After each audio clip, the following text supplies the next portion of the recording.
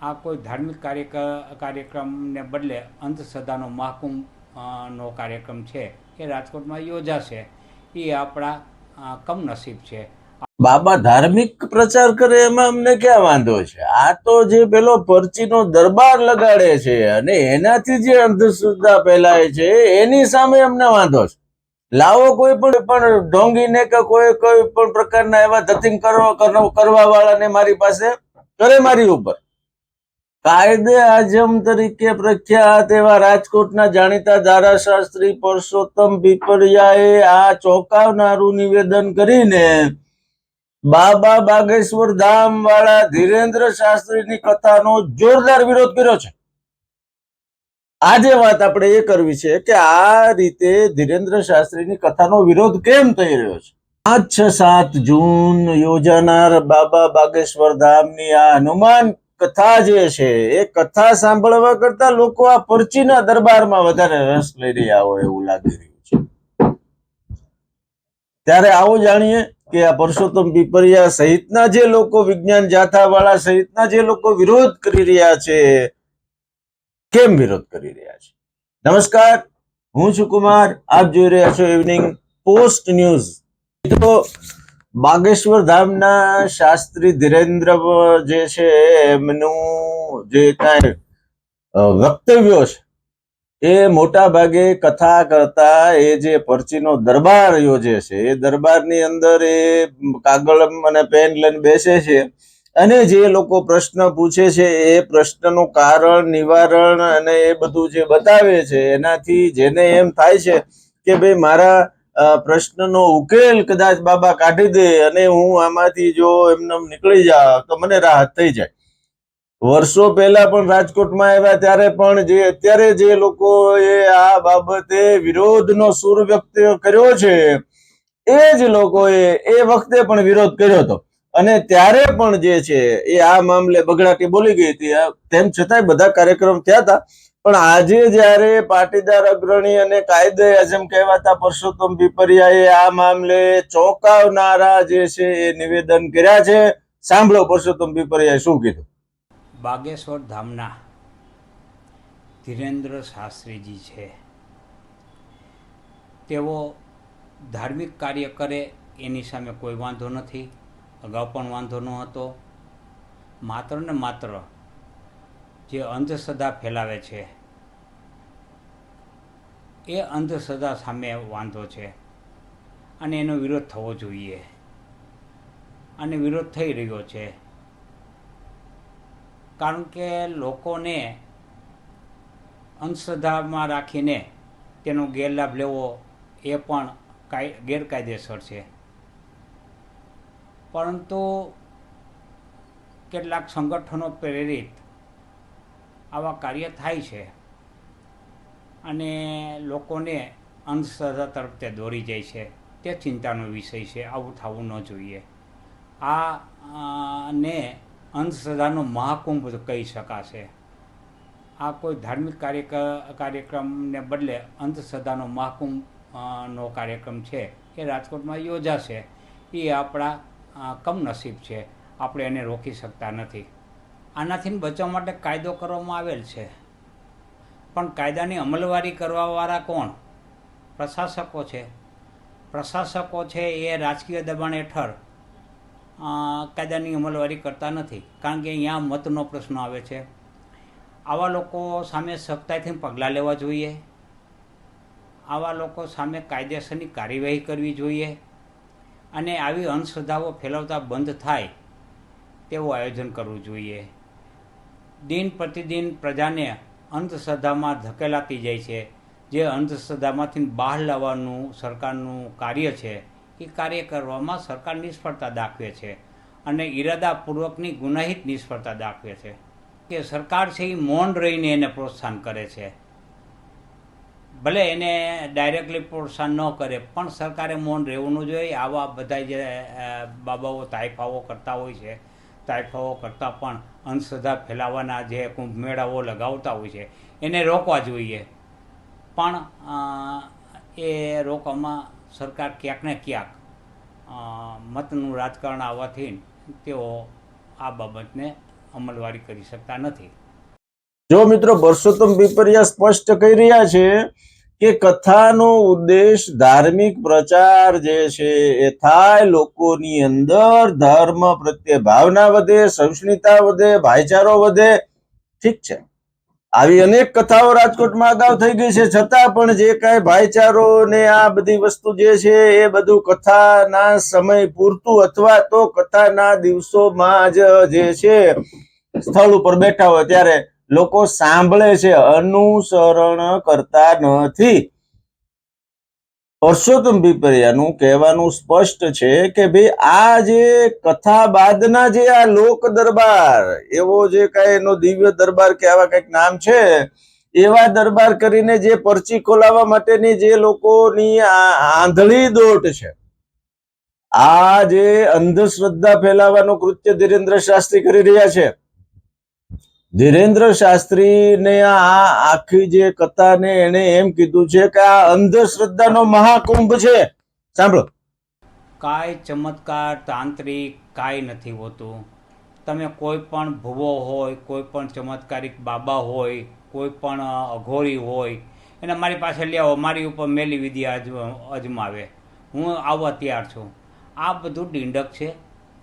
ક્યાંય કોઈને નુકસાન કરી શકતું નથી. પોતાના કર્મો જ પોતાને નુકસાન કરી શકે. બાહ્ય આવા તાંત્રિક બાબાઓ કે જે કાંઈ અઘોરીઓ કે જે કાંઈ હોય તે કોઈને કાંઈ નુકસાન કરી શકતા નથી. એટલે એ બધી માત્ર ને માત્ર ભય ફેલાવાનું અને ભય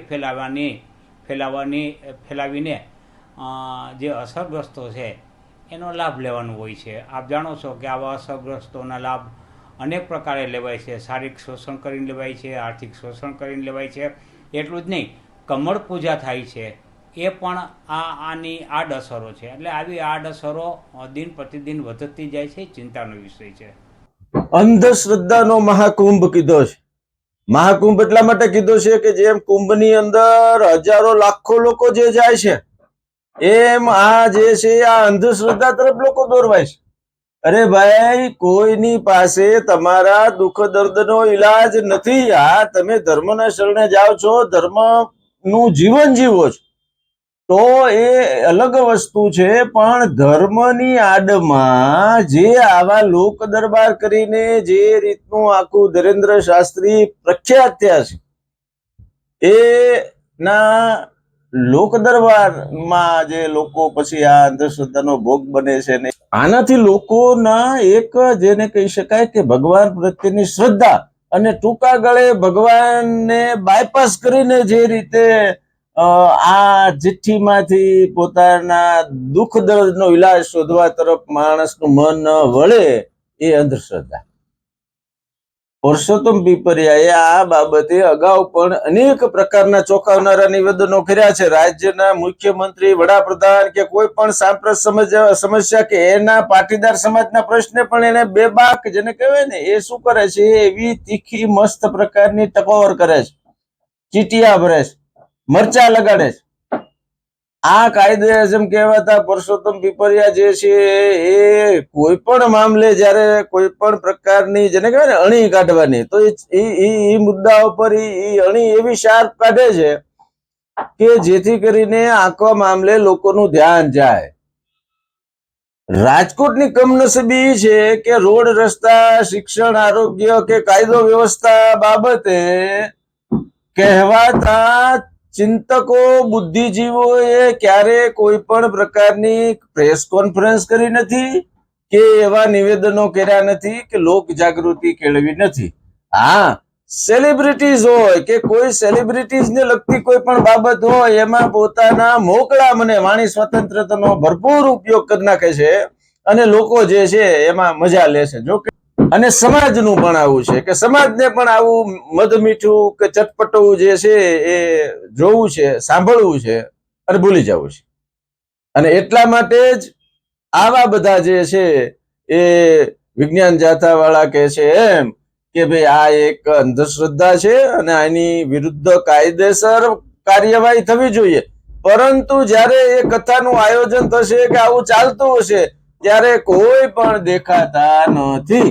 આ પણ હકીકત છે. શ્રદ્ધા શું છે, અંધશ્રદ્ધા શું છે, અમુક લોકોના વક્તવ્યો બહુ સારા હોય છે કે ભાઈ શ્રદ્ધા અને અંધશ્રદ્ધા વચ્ચે બહુ પાતળી ભેદરેખા હોય છે, અને એ જે છે એ શ્રદ્ધા રાખીને તમે જે કરો છો અને પછી એનું ફળ વિપરીત મળે છે અને તમને એમ થાય છે કે આ તો અંધશ્રદ્ધા, તો આ જે છે એ લોકોએ સમજવું પડશે. ધાર્મિક કથા વ્યાસપીઠ ઉપરથી જે કાંઈ વસ્તુ બોલવામાં આવે છે એના ઉદ્દેશો અલગ અલગ હોય છે.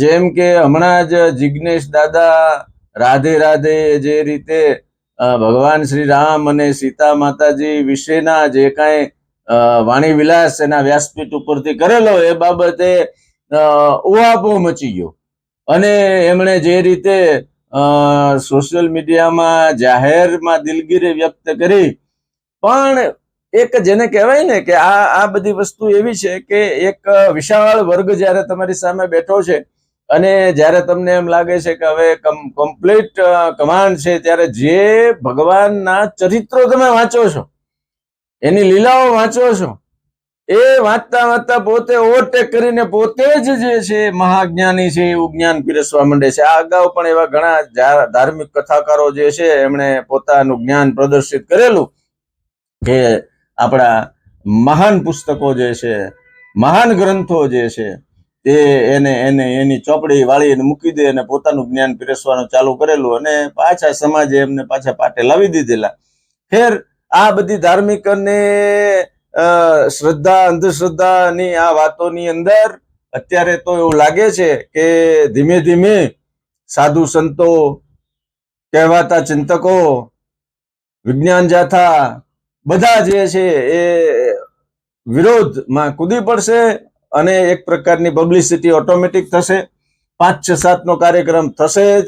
લોક દરબાર કે જે એનો દિવ્ય દરબાર છે એ બધું થશે. કાયદો છે એવું કહે છે, પણ કાયદાના કોઈ પણ પ્રકારનું આવું પાલન કથા સમયે કે આવા દરબાર સમયે કરાવવામાં તો આવતું નથી. સરવાળે શું થાય છે કે જેણે અવાજ ઉઠાવ્યો છે એ લોકો એવું માને છે કે અમે ચાલો સમાજ સેવાનું કામ કરી નાખ્યું, અમે બોલી લીધું. જે લોકો આવી બધી પ્રવૃત્તિઓ કામો કરે છે એ બધા બોલશે. સરવાળે શ્રદ્ધા અંધશ્રદ્ધાની આ જે વસ્તુ છે એમાં લોકો સ્વયંભૂ રીતે જશે અને ફસાશે. કોઈના ઉકેલ આવશે, ઉકેલ લાવવાશે, અને જે કાંઈ કથા સ્વરૂપ જે કાંઈ લાભો પ્રાપ્ત થવાના છે એ લાભો પણ જે તે લોકોને થઈ જશે. આપણે આશા રાખીએ કે ધાર્મિક કથાઓ, પ્રવચનોમાં લોકો શ્રદ્ધા અને પ્રભુના ચરિત્રો જે છે એ જાણી સમજી સાંભળી અને અનુસરણ કરે, અને પછી એની અસર જે છે એ સમાજ ઉપર દેખાય, તો એ જે કથાઓ જે છે એ ફળીભૂત થઈ ગણાય. બાકી તો જે છે એ બધા જ નામી અનામી બધા લોકો આવશે અને પોતપોતાની રીતે જે છે એ પ્રવચનો આપશે, લોકો સાંભળશે અને સમાજ પાછો એનો એ જ ગતિમાં ચાલ્યા કરશે. ઇવનિંગ પોસ્ટ ન્યૂઝમાં આજે એટલું જ. જો તમને અમારો આ પ્રયાસ સારો લાગ્યો હોય તો ઇવનિંગ પોસ્ટ ન્યૂઝને લાઈક કરો, શેર કરો, સબસ્ક્રાઇબ કરજો. આભાર.